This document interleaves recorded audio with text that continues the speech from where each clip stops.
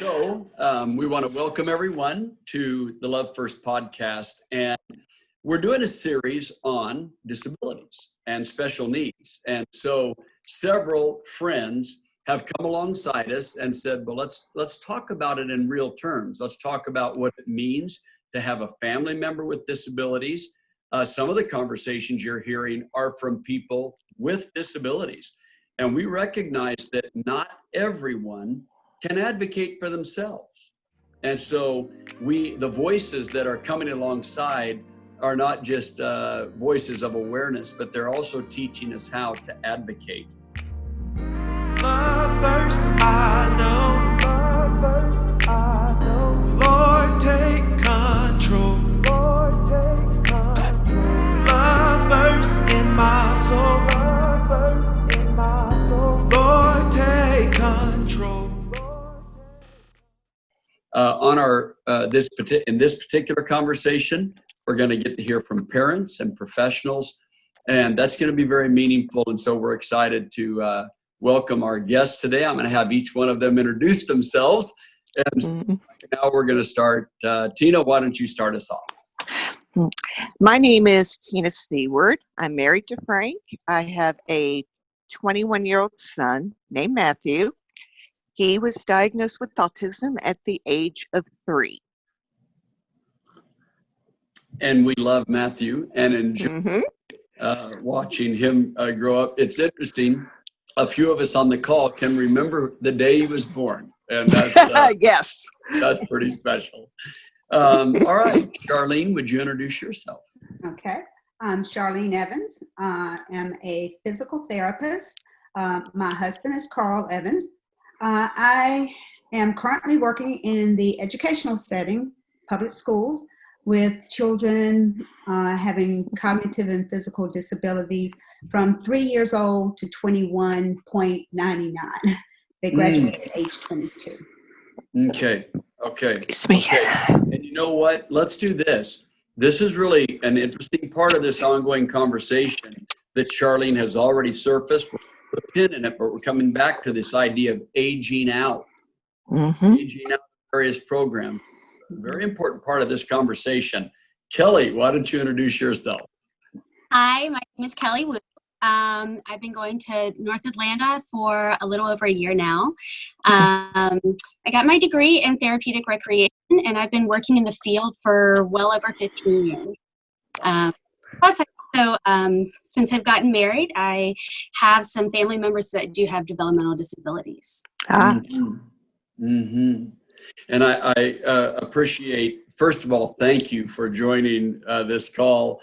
It's been wonderful to get to know you and your family, and you are family to us. So thank you for joining us. Joe, why don't you introduce yourself? Thanks, Tom. Hi, my name's Joe Stryker, and my wife, Alicia, and I are the parents of 3 children, the oldest of whom, Wyatt, was diagnosed with autism when he was 18 months old. So like Tina, we're parenting a young man who is turning into a grown man at some point that has developmental disabilities and has autism.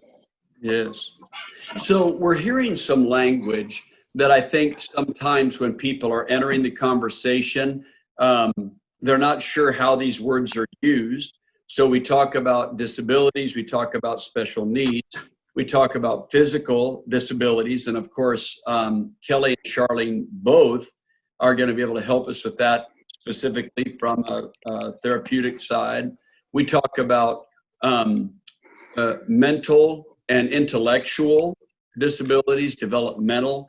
We talk about disabilities of injury and illness, which are different, obviously. Right. And so why don't we do this?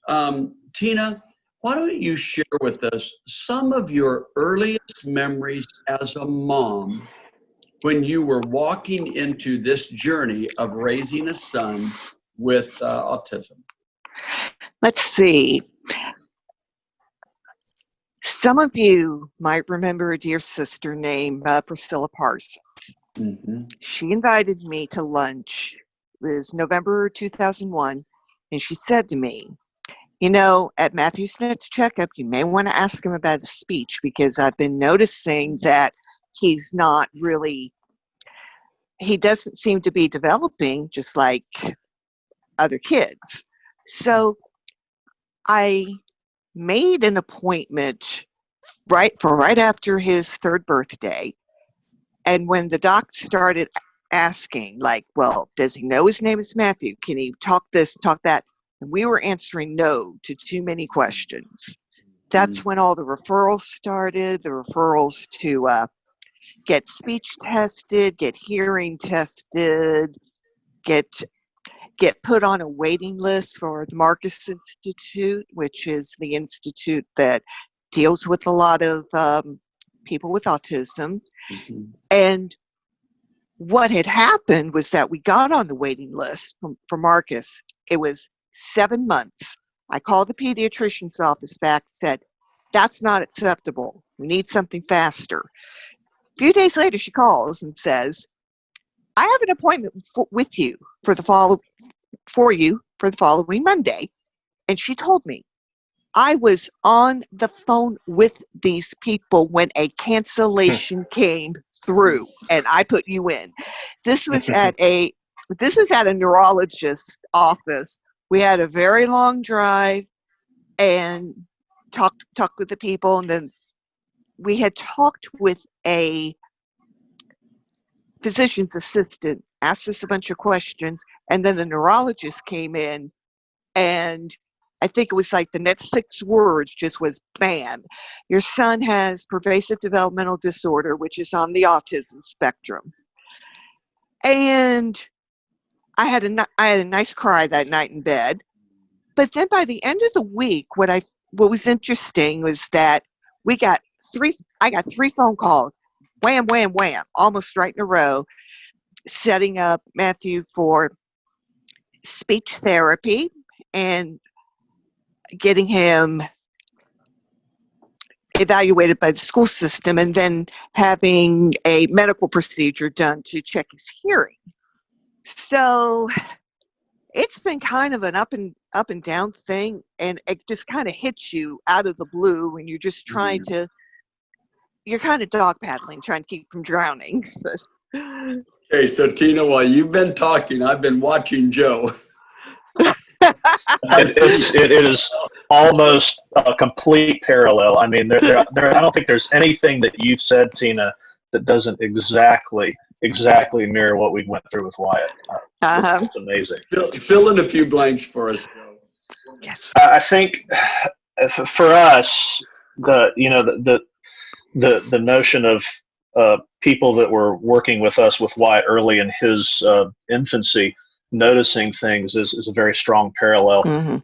I think where we probably start to diverge a little bit has to do with how perhaps a mother and a father react differently to a son, especially, not to minimize in any sense the gender specific issues there, but I think as a father of a firstborn child, you come into that with some preconceptions and some prejudices about what fatherhood is going to mean for you raising a son, especially if you're particularly into sports and baseball, like I am and like my wife is. And so when we build up these visions of things before they happen, so that we can set ourselves on a course for them. And then when you hear something in your life that suggests that things may not be exactly as you have imagined them, you have to tear those down again.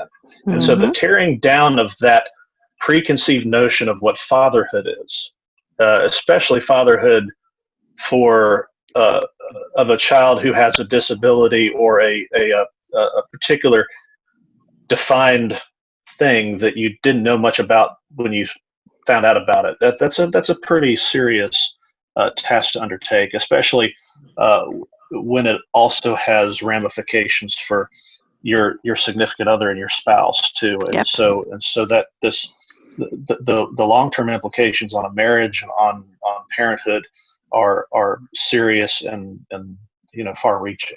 So and for you and Tina both, course, Matthew's an only child, but firstborn, Wyatt, firstborn.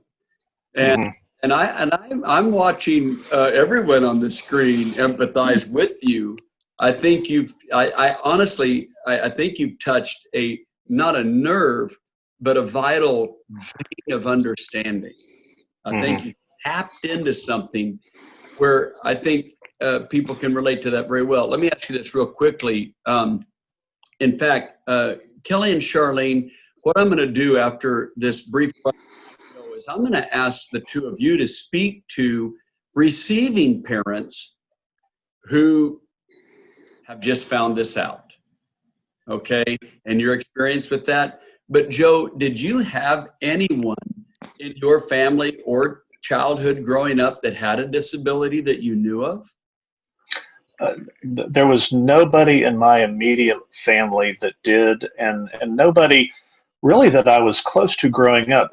I grew up in a rural community in west central Ohio, a very small school, and my recollection of developmental disabilities and people who were differently abled is pretty arm's length, and part of that may have to do with the prejudices at the time I was growing up and the place I was growing up that maybe kept me from forming better friendships with people that I did know there. But in all honesty, no, that was not something that I spent a lot of time around as a child growing up, or really had any in my family. So Wyatt is your baptism. That's correct. Absolutely. Amen. Okay. So Kelly, tell us a little bit about what it's like as a therapist to receive someone who is just kind of, as they've described, kind of that journey is hitting them and they're just kind of stepping into it. What has been your experience? I think on a therapist side, you really just have to have a lot of understanding, because they're going to go through a wave of emotions. They're going to go through denial. They're going to go through anger. They're going to ask, why God? Why me? Why my child? They're going to have sympathy. They're going to be sad. And you just have to ride that wave with them to really understand. You have to get on their level. Especially in these types of situations, it's not just about the child, in my opinion, it's about the entire family, because everybody is affected. So just a lot of understanding. Sorry, I apologize if you can hear my kids in the background. They're going. We actually I can't hear a thing. We actually love it. That's great. That's great. And Charlene, I noticed you kind of nodding. What would you add from your experience? Absolutely echo everything Kelly just said. And you're going to have parents, in my experience, I've had parents that want to know more. Despite feeling crushed, they want to know more about the diagnosis. They want to know more about the path of rehab and what's next. And just being there to kind of guide them through the process, guide them through some resources. And I find it sometimes even cautioning parents, don't necessarily listen to your friends, because every child is unique and every situation is different.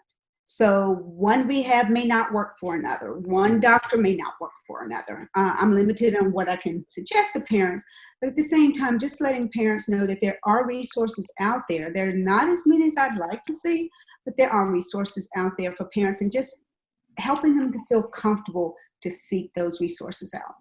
Okay. Charlene, I'm going to stay with you for a moment, because your career path, we might call it a cricket straight path, right?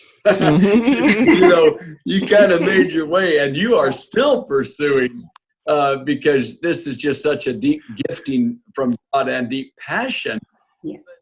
Can you kind of encapsulate a little bit your career path and how you ended up right back where you are?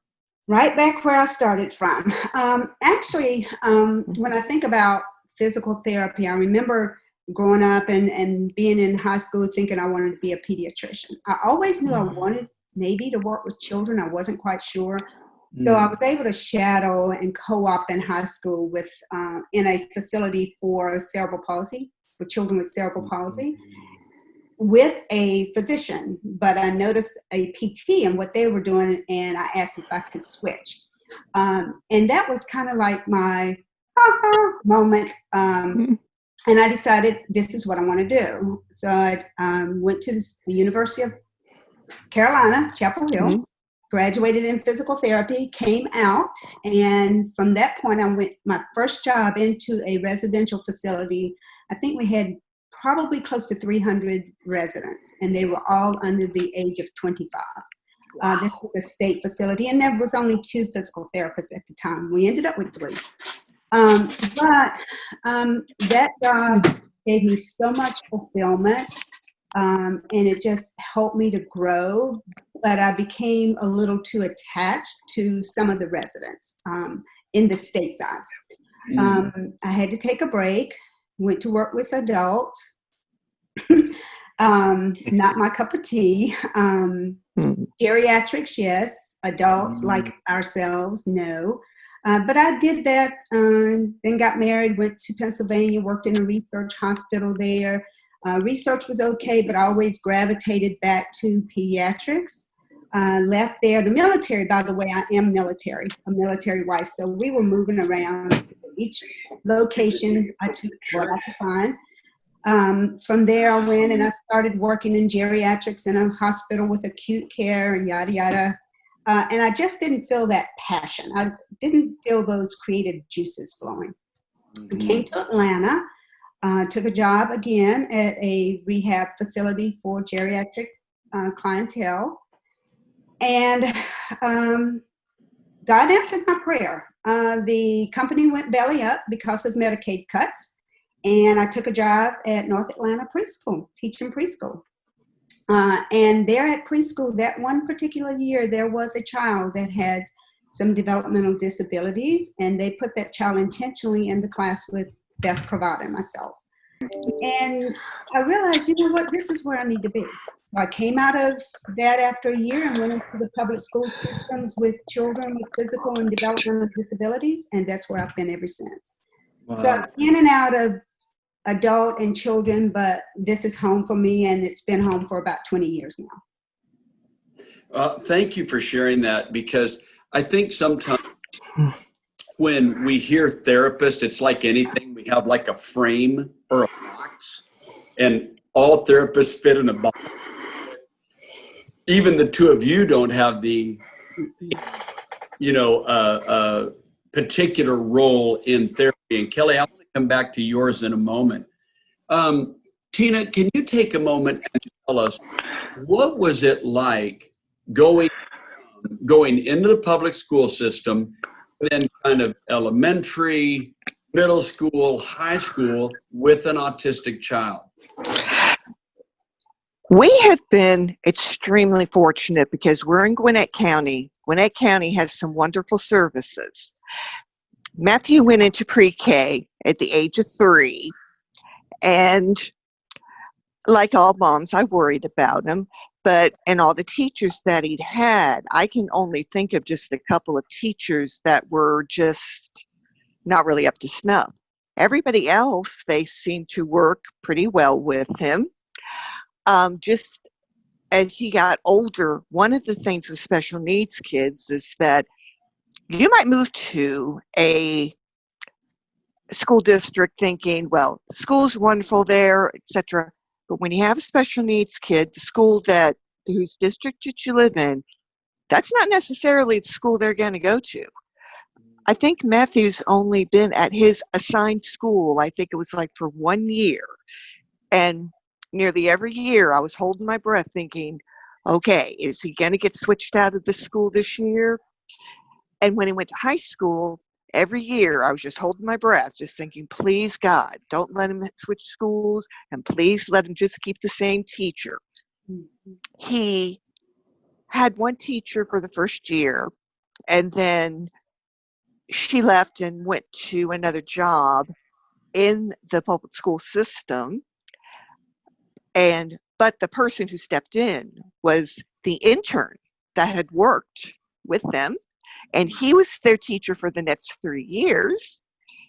But just walking through it, there are things, you learn the language of IEP meetings, you learn how to take notes. I still find it very amusing that on an IEP at one time, somebody had talked about Matthew's thing. It's like non-preferred activities. Like, yeah. Was it a long list? No, I can't remember how long it was, but it's like non-preferred activities. Like, well, they're non-preferred. Just no Right. point. Right. But and sometimes it can be hard for a teacher just trying to get used to your child.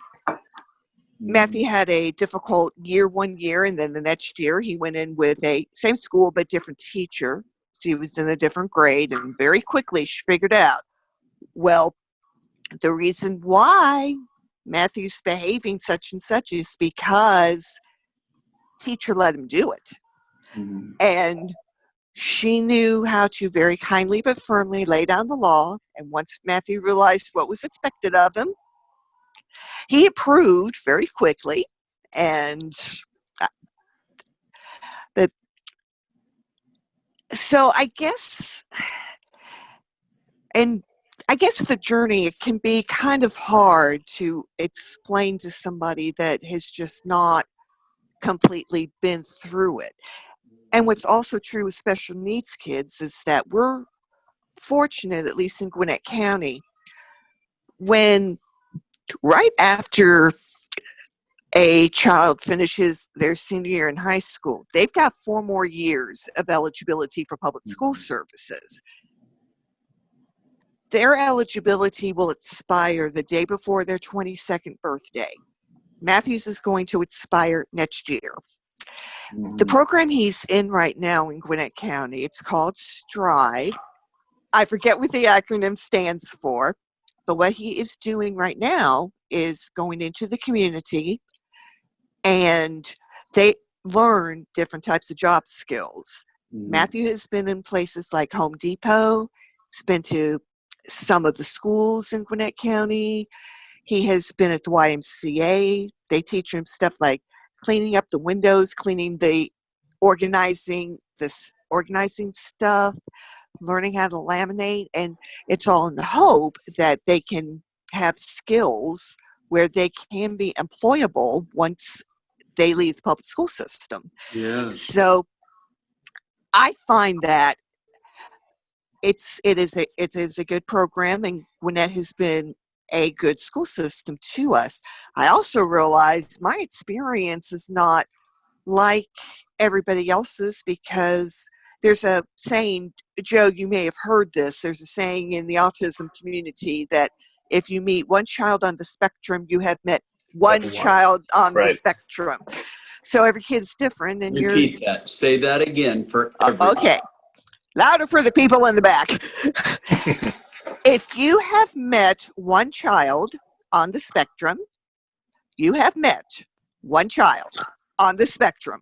Yes, thank you. And one of the reasons, Tina, I wanted to have you say that loud and clear is because in the conversation, sometimes a word comes up, not a lot, because I've noticed that people in this arena have worked very hard at paying attention to how they say things. But a word that sometimes slips in is a word like normal. Oh, yeah. A word like typical, right? And as you described some of your experience, people might say, well, my child doesn't have autism, but we've had my child, Yep. So people can hear echoes of something they're familiar with. Uh-huh. But the idea that you might actually wonder if your child is going to a school and you stay in the same house, but they might have to move your kid, that's not as common. And so what people start to realize is, okay, for whatever might sound familiar, there's a whole world that does not sound familiar. That's very, very different. So something I'd like for us to kind of step toward is, Joe, you brought up that you and Charlene both brought up that it impacts the family. right? Mhm. You're speaking to yourself, and one of the things you and I enjoy is we're both sports fans that probably seen the recovery program, but It's been rough. It's been very rough. It is. But you came in with these imaginations about fatherhood that you shared, but you also begin in your opening statements to kind of drift toward, hey, this impacts a family, this impacts a marriage, right?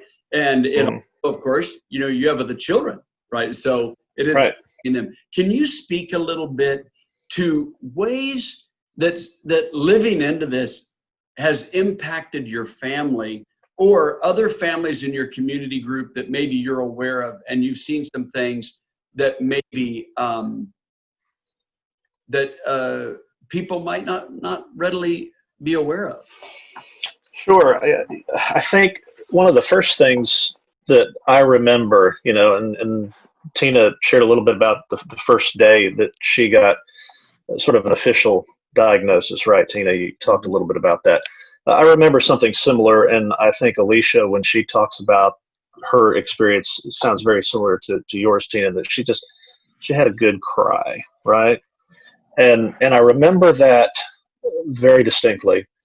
And I remember as a father dealing with that, and a husband trying to help all of us understand that, I remember thinking, and I said out loud, I remember very distinctly, I said, whatever we do, we've got to remember that we can't let this rob us of the joys that we will experience in life, right? And so that is what that means to me is that as we think about, she and I thought about having more children, and the fears that can come with that because of so much of the research that suggests that there can be a genetic disposition to autism that could impact siblings, right? And the decision to have other children, and the prevalence of that genetic disposition to boys versus girls, Right. and then talking about the sibling relationships that start to grow when you do make that decision and you do start to have a growing family. All of a sudden, the relationships that, at first it's, the stereotypical thing, Don, about baseball and playing catch with your kid. That's the thing in your head, right? And then you start to realize, oh, my children are going to perhaps interact with each other differently because of this. And our approach to parenting with Wyatt is going to be different than our approach to parenting with Vivian and Nolan. Means that they're going to see those differences, and they're going to have to be okay with that. This notion that all children bring to their thought process about, well, that's just not fair, right? It's not fair that he gets to do that or doesn't get to do that. All of that goes out the window in a completely different way, right? And so then the relationships with peers take on a different meaning, because all of a sudden, we start talking about respite care, for instance. That's one of the questions that you've put on the list. Right. We have to plan things a lot differently than a lot of other parents do. So when we talk about structured play dates or visits to grandma and grandpa's house or all of these other things, there's a different approach that has to be taken, because we have to respect some of the things about Wyatt that's different. Wow. Okay. This is incredible. I'm thinking of 50 questions to ask. Right? Oh my goodness! But do you mind if we dig a little deeper into this? Oh yeah, just dive right in. Go ahead. All right. ahead. So Joe, when Vivian was born, was that experience? In what way was that experience kind of reshaped having a child with autism already? We were initially we were very interested in finding out the gender of Vivian, because we wanted to prepare ourselves if we had a second son, that there was a higher likelihood that another son could be autistic in addition to Wyatt. And so there was this notion of, well, we want to know what we're getting ourselves into, and then also wanting to have a sister for Wyatt as well, because I think there's this, again, you talk about the stereotypical family. It's like a boy and a girl if we're having two children. Mhm. But then there's all of the, we're here with a couple of therapists, and so they'll understand too that once you start scheduling the therapies that come along with that diagnosis, then you start to talk about how you share the responsibilities of parenthood together in a way that doesn't necessarily follow along the traditional lines or the traditional discussions you would have about that. So when Alicia's absolutely, ready to go in July with Vivian, it's like, all right, we've got a lot of stuff going on with Wyatt right now that we have to keep moving, and so it brings in others in the family to help with certain things in a way that's different. And so when Wyatt's, we have Wyatt in a school, at that time a private school that was extremely expensive but well worth it, and that's a whole other discussion. We have to maintain a lot of this other connection to Wyatt's needs, when ideally you'd be spending a lot more time thinking about bringing another child in and her being sort of the focus of everybody's attention, and then understanding, Wyatt interacting with that child, the uncertainty of how he's going to take it, how he's going to react to having a sister, what that means to him. And so that's sort of the tip of the iceberg when it comes to those sorts of things. I gotta just, this is why these conversations are priceless, is because the real talk, the real sharing. And for our listeners to this conversation, I want to make sure you listen to all of the conversations, because on another conversation, you'll get to meet Donna Jordan, who does have 3 children, and all 3 of them are on the spectrum, to Joe's point. And so I think that was really powerful, Joe, that you brought that up, because some families might feel like, I just don't believe that we can step into even the possibility of that. And another family might say, we're going to step into that and we'll orient to it as it unfolds, And I want to say this also to our listeners, urging them to hear all of these conversations, because to Tina's point, Donna mentioned multiple times how she could see God's hand in all of it. Now that doesn't take away, try to imagine it, that doesn't take away how hard it is, but that different ways that God's hand is helping. Okay, Kelly, as you hear Tina's story and Joe's story, I would look over and see your face contemplating what they were sharing.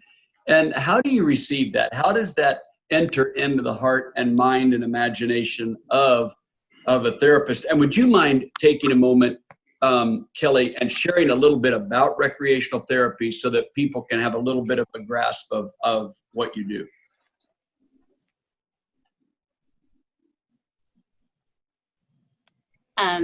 So recreation therapy is the use of recreation as a therapy to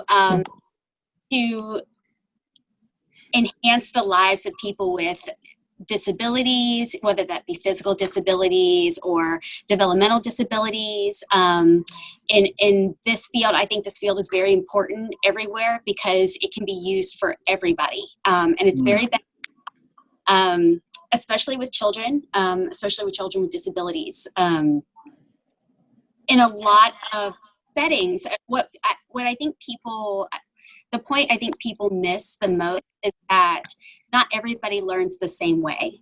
And that's where recreation therapy comes in, that we can use, different avenues to go down to get that end goal. And, I don't know, I'm just in love with this, with this field.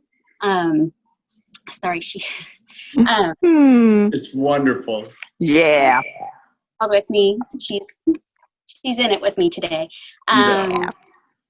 It kind of breaks my heart, you know. I relate to everything that Tina and Joe are saying. You know, my sister has a set of twins. Her first two were a set of twins. Mhm. One is very social, very physically fit, you know, just very bubbly, just, you know, is kind of a rock star.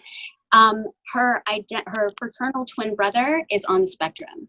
And it, you know, I relate to everything that you guys were saying about, should they have more children? You know, what does this mean? And all those waves of emotions. And, you know, I just feel like on our end, it you know, I would just preach to anybody, it shouldn't deter you. You know, there's every type of avenue you can go down, and there, you know, you can get there.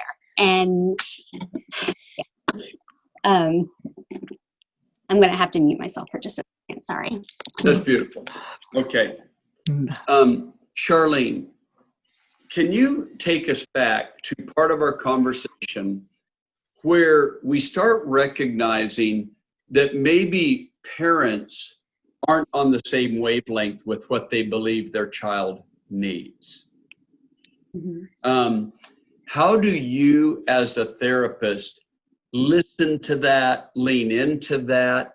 What have you found to be maybe some surprising ways that you were able to lean in, and even maybe some limitations that you experienced as you saw that maybe one parent was leaning towards something and the other parent was not leaning the same direction? What are some things you've experienced along that way? Yeah. And that happens, you know, parents, we all want our children to do the same thing that their age equivalent peers are doing. And so one parent may want their child to learn to run. And one parent may just simply want their child to roll over. I think the important thing as a therapist is for me to point out to each parent the strengths of their child. This is the most fantastic thing that he did today, or she did today. She was able to actually move her head to hit a switch that said bubbles, and Wow. no bubbles. And I think that when you home in and you let parents see and experience, and then to carry that out at home, those things that the child can do, instead of focusing on the things that your child has difficulties doing. I never tell a parent your child will never. I have found that there have been people that come out of comas years and years down the road. So I've never say never. But I really just feel like it's important to help pull the parent in and show them the strengths of a child. And to focus on that, and then move from that point. Instead of moving from what little Johnny is doing over here, this is what Jane can do, or this is what Bianca can do. And let's do what's best for Bianca. Let's give Bianca a way to be included and to engage in the family and in school and with her peers. That's powerful. You know, something, Joe, that you said that relates to how I'm hearing Charlene's description of this. You said that one of the things early on that you had to determine was that this would not steal our joy. And I remember one parent sharing that it took around 3 years to potty train their child, right? And so we understand that some children with developmental disabilities or whatever may never, you know, of course, skill. Some parents are used to a much shorter time frame. And so this parent was sharing that when their child, after 3 years, was finally potty trained, through a celebration, you know, end all celebrations. And they pointed out that one of the things that people forget is when you have gone through great trial, the victory is incredibly sweet. You know, and that was really, really beautiful. So one of the things we want to do is we kind of turn this conversation toward the home stretch is I want us to think for a few minutes and share together what respite care feels like. A theme that I hear, the therapists that I listen to, and also the family and parents that I listen to, is that this is 24/7. I mean, it is. Joe, you mentioned planning differently, imagining differently, even just rather than going and dropping off this child with the grandparents, it's planning how that interface is going to take place. And I think that heightens the awareness of people who would be like, I'm taking that for granted right now. I'm not really thinking into the world of a family with disabilities, right? So the question maybe that I would like each of you to say a little bit about is respite care. How does a family feel okay about wanting a break, and how does a family navigate finding a way to do that, and what are some of the maybe hardships that most people would not know or would not see? So Joe, why don't you kick us off on this one? Sure. And then Tina, if you'll follow. Okay. Joe.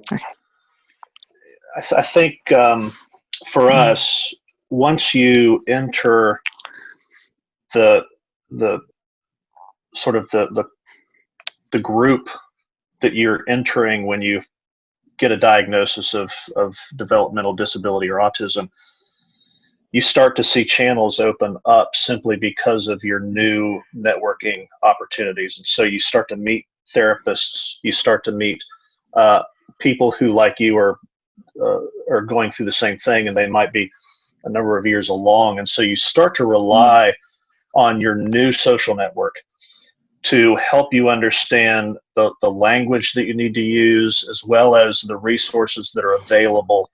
And so when you get into that network of people who are helping you along, it's sort of an informal process of learning what is available and who is offering, what church is offering respite nights on Friday nights every month, and what nonprofits are out there that might be able to do something a little more long term if that's the opportunity. And so what we found as we started meeting people who have been through it, we started to be directed towards those resources. And so the hardest part is learning to walk that walk, right? And understanding how to take advantage of those things. And then teaching your friends who you have already built a network with that, hey, things are different now. We can't just come over on a Friday night like we normally could if we need to consider this an adult only double date, for instance, right? And so you train yourself in your new network, then you try to train your old network that you want to maintain contact with to understand what it's going to be like, and everybody starts to move in that direction. And I'd say the big thing for us has been just the amazing people we've met that offer these services. I'm gonna name some names just off the top of my head. A lady, her name's Amy Corrigan, and she operates a respite care facility and an academy in Roswell. And so she had a daughter who had Down syndrome who had passed away, and so she sort of dedicated her life going forward to doing something for the community. And so we got to know her. We've been through her facility and worked with her. And then St. Anne's Catholic Church does a respite night every so often on Friday nights, and it's great. It's right near us. And so but these are things you learn, and it's the learning and the training that's the tough part. And once you start getting your legs underneath you, you start to understand that it's going to work. I love this. So Tina, before you jump in, I want our listeners to capture informal networks and more formal or structured networks. Right. And I love the way you said it. You retrain yourself for the new network, and then you got to retrain the old network, right? That's right. That's so powerful. So thank you. So Tina, I was watching you nod your head on some of that, and I know you have unique experiences. So why don't you share a little bit of that with us? We took advantage of the support group in Gwinnett County called Spectrum. We'd go there every month, and Matthew would get a chance to be part of their social group. And we did their Saturday social groups for quite some time as well. Now, one thing that's different, because Matthew's older than Wyatt is, Matthew, as he's gotten older, has become a lot more independent and able to be left on his own. So I don't have quite that much concern about finding who it is that can keep an eye on him, because I can leave. We can leave for a few hours and just say, well, he'll be. He can take care of himself. He can get stuff out of the refrigerator. He can get in touch with us if he absolutely has to. So that's developed some independence on his part, and that's been good. I think if I had it to do over again, I'd be a little bit more proactive and aggressive in finding some of those support systems like Joe talked about, because sometimes it can be, there are parents who have a hard time just saying, hey, I need the help here. And I can think of a few times, the biggest struggle we had was trying to get someone to watch Matthew so Frank and I could have some counseling together. That was just hard, almost impossible. We ended up, I think Matthew's like 9, 10 or whatever. We ended up bringing him with us, and he stayed in the waiting room while we went and we talked to the people. But that was how we figured out that, hey, he's learning how to be independent. You just tell him you stay here. We give him something to do, like play with his Game Boy, and he'll do fine. So Yeah. I guess I'd encourage any parent is that just make sure you're very proactive in developing your support system. That's really strong. And again, I love capturing these nuggets, Tina. Is on the one hand, you were growing into it. Mm-hmm. And then on the other hand, you just had to take some risks and kind of step out there and try some things, but then you learn some capabilities, right? Mm-hmm. Yeah. So I think Yes. that's Charlene, you've heard Tina kind of describe a little bit about Matthew and this experimentation with employment, right? Mm-hmm. And then, and the students you work with are, I mean, that's a broad range of age. Is there something that you have observed about that navigating that independent move to try to see if a child can, or a young person can pursue that level of independence to seek out employment? What has been some of your experience and observation in watching families? Okay. And I'm fortunate as well to work in Fulton County. And much like Gwinnett, we have, our program is called CBI, Community-Based Instruction. Yeah. And that's when our students, when they now transition to high school, will be able to start out first with job skills. And that job skill might look like how to greet someone coming through the door. It may be just a social skill. It may be how to separate different sizes or colors of envelopes into stacks so that they can be distributed. So they start within the school setting itself, doing little job tasks around the school to build those basic foundations. And then as they matriculate through the older grades, they have an opportunity to go out into the community and do some under supervision and within the program to do some activities within the community. And it might be something as simple as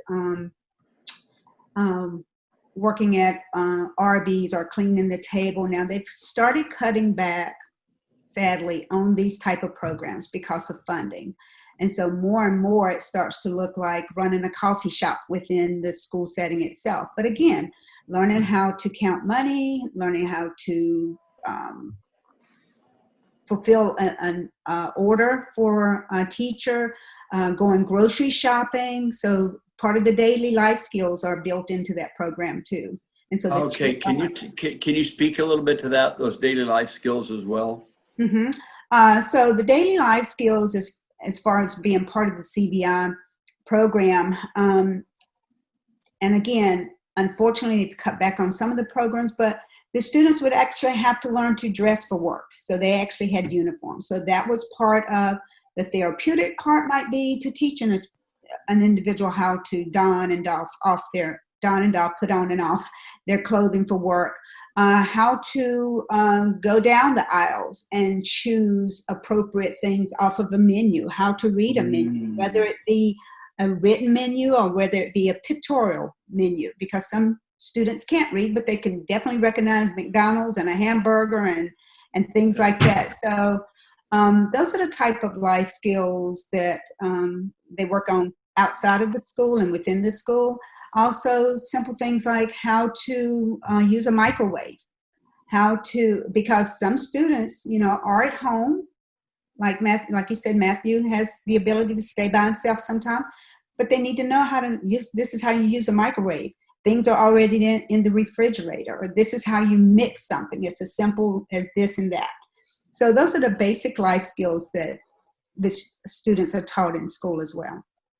It's so exciting to hear it. What's really wonderful, and I'm sorry that Kelly had to from our call, but it's so wonderful to have two parents and two therapists on this call, because we get to hear the different sides. So as you have the parents talking about merging into their networks, well, you're in those networks, your counterparts. Yes. And that's very, very exciting. And so I really want to thank you for helping us today. And what I'd like to do is would each of you just kind of share a closing thought. It's just maybe something about how you would encourage a caregiver, parent, or a therapist in their relationship with a child with disabilities. Tina, start us off.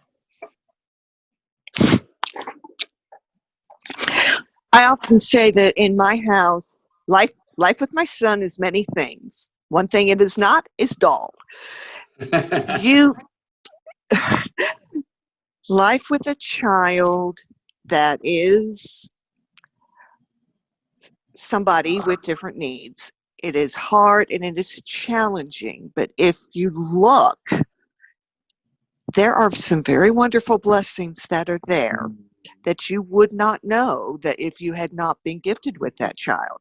Incidentally, the reason Matthew's name is Matthew is because the name means gift of God, because I considered him to be a gift from God, and that was why he got the name Matthew.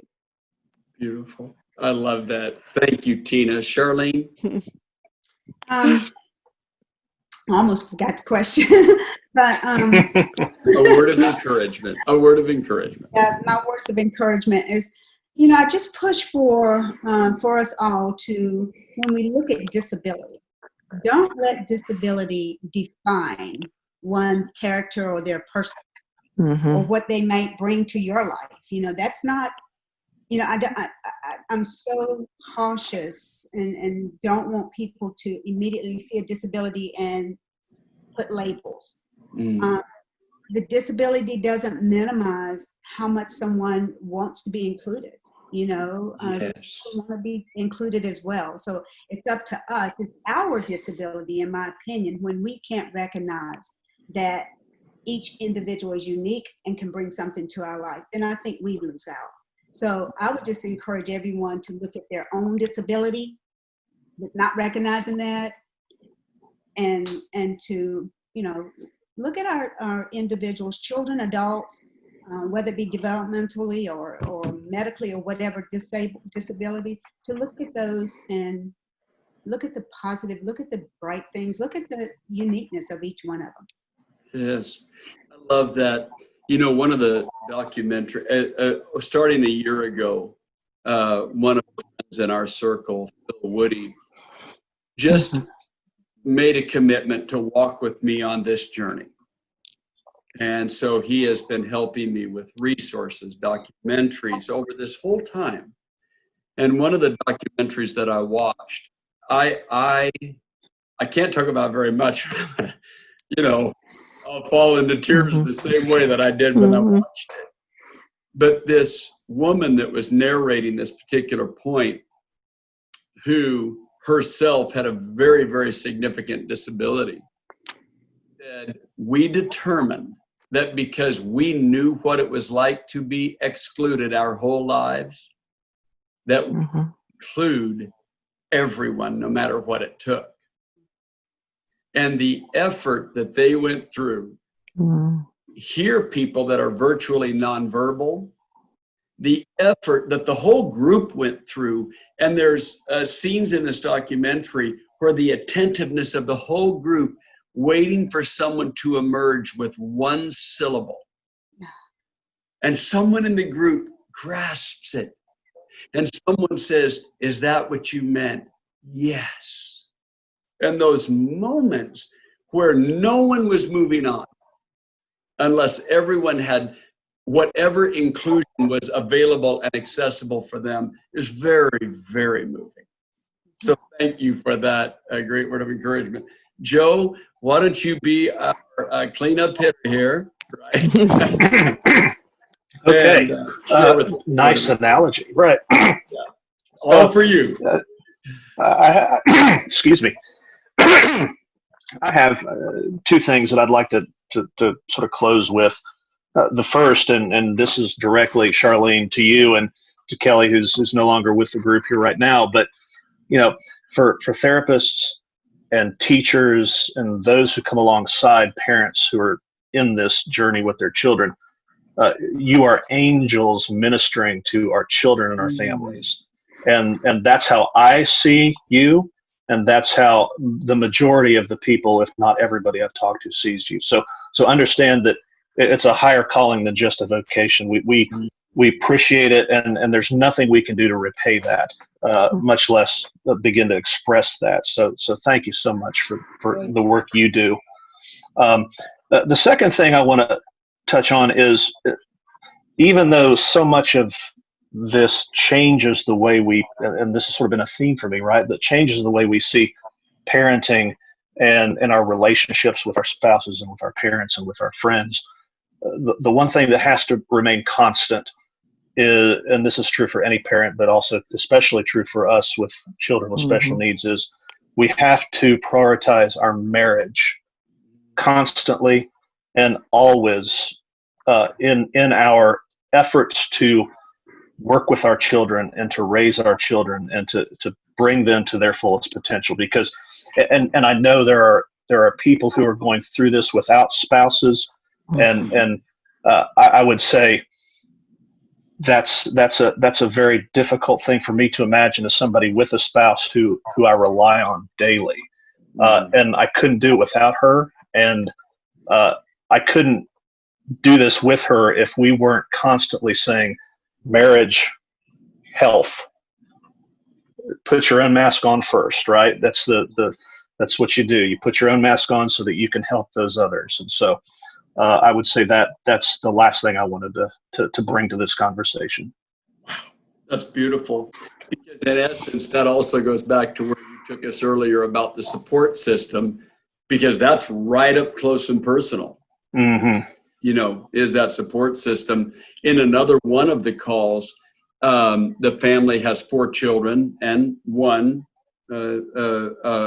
with very significant disabilities. But one of the daughters in the family emerged into a really gifted caregiver, and did not lose herself, but emerged into a very gifted caregiver. And there is no doubt that some of that had to be the example, you know, that she saw in her mom. Well, I want to thank you so much. Of course, we also offer our deep thanks to Kelly for joining us today. Thank you so much for joining us.